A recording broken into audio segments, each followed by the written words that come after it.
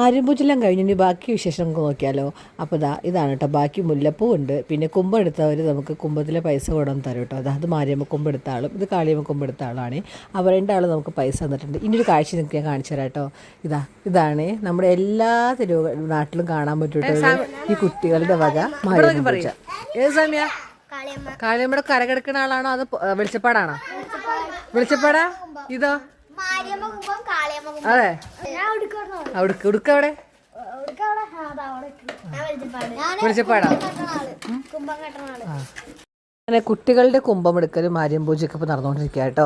അപ്പോൾ അത് കാണാൻ നല്ല രസമാണ്. ഇനിയിപ്പോൾ മാവിളക്കൊക്കെ എടുത്തവരില്ലേ, അപ്പോൾ എടുക്കാത്തവർക്ക് പിന്നെ കൊണ്ടുവന്ന് കൊടുക്കും കേട്ടോ. അപ്പോൾ അതിൻ്റെ കൂടെ ഒരു കഷ്ണം നാളികേരം ഉണ്ടാവും കേട്ടോ. അത് നല്ല ടേസ്റ്റായിട്ടാണ് കഴിക്കാൻ. എനിക്കിഷ്ടം എങ്ങനെയാണ് ഈ പച്ച മാവിൻ്റെ കൂടെ ഈ ഒരു കഷ്ണം നാളികേരം വെച്ച് കഴിക്കാൻ നല്ല ടേസ്റ്റായിട്ട്. അത് പുഴുങ്ങി കഴിക്കണവരൊക്കെ ഉണ്ട്, പക്ഷേ എനിക്കിഷ്ടം എങ്ങനെയാണ് കേട്ടോ.